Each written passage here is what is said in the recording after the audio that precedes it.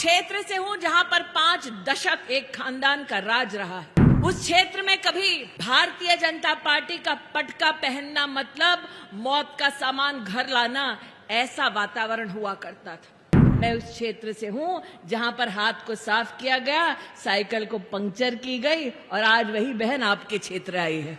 हार से डर कर भागने की कांग्रेस की अब फितरत सी हो गई है। अमेठी वालों से पूछ लो।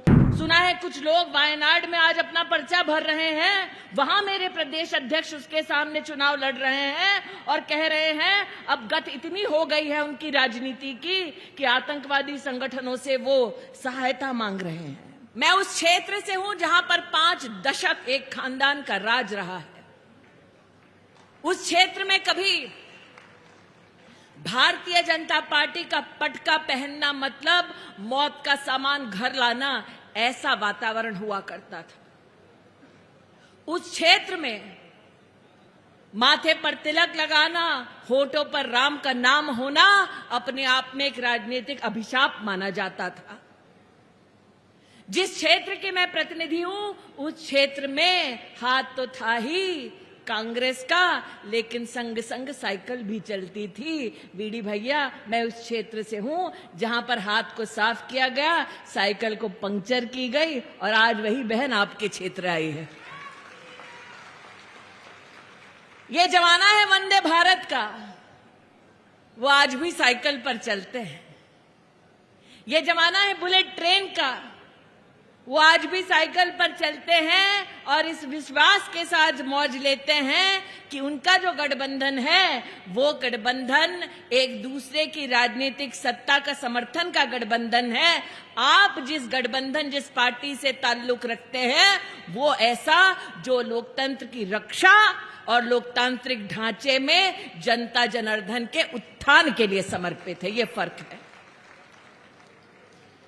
मैं भी सोच रही थी इस लोकसभा में आने से पहले कि कांग्रेस की हार का सबसे पहला संकेत क्या कि मेरे प्रदेश अध्यक्ष के सामने कांग्रेस ने लड़ने से इनकार कर दिया। कांग्रेस की हार का दूसरा संकेत क्या कि जो एक दूसरे को विधानसभा के चुनाव में आंख नहीं सुहाते थे, जो एक दूसरे के ऑफिस से धकेले बाहर जाते थे, कांग्रेस ने कहा चल ठीक है ये सीट का टिकट तुमको दे दें। वैसे बीडी भैया, हार से डर कर भागने की कांग्रेस की अब फितरत सी हो गई है। अमेठी वालों से पूछ लो। फिर हमने देखा दिया तो सपा को दिया और सपा ने उस टिकट का क्या किया। हम क्या अच्छा भैया बीडी भैया से लड़ने आए हैं साइकिल वाले। फिर वहां दिल्ली से निकले, अमेठी से दिल्ली पहुंचे तो हमको किसी ने फोन किया मध्य प्रदेश से और कहा दीदी सपा ने अपना टिकट बदल दिया। मैंने कहा जिनकी डेली नीयत बदलती है उनका टिकट बदलना आश्चर्य की बात नहीं है। आज मैं एक आहत मुद्रा में कुछ बोलने वाली हूं, बुरा मत मानिएगा पत्रकार मित्रों।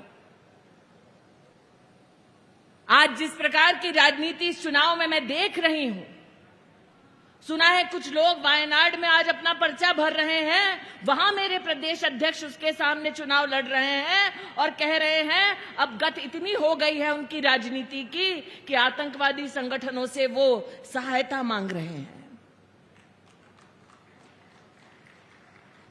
ये वो लोग हैं जिन्होंने भारत की संसद में भारत का बहिष्कार करने का दुस्साहस किया जब भारतीय जनता पार्टी ने कहा धारा 370 हटेगी। ये वो लोग हैं जिन्होंने भारत की सुरक्षा बलों से प्रमाण मांगा जब हमने कहा कि आसमान चीरकर पाकिस्तान में घुसकर हमारी वायुसेना ने प्रहार किया है दुश्मन के कैंपों पर।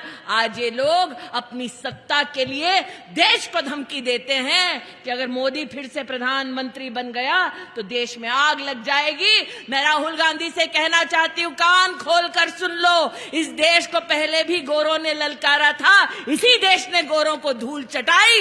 इस देश को पहले भी दुश्मनों ने ललकारा था, इसी देश ने धूल चटाई। तुमने लोकतंत्र को कलंकित करने के लिए अगर देश को धमकाया तो ये देश छेड़ता तो नहीं, लेकिन छेड़ा जाता है तो ये देश। इसलिए विनम्रता के भाव के साथ हर कार्यकर्ता जाए हर घर खटखटाए, कहे बटन दबाओ कमल का, मोदी को पुनः प्रधानमंत्री बनकर सेवा करने का मौका दो। अगर देश की सुरक्षा प्यारी है तो कमल का बटन दबाओ, अगर राम भक्त का स्वाभिमान प्यारा है तो कमल का बटन दबाओ,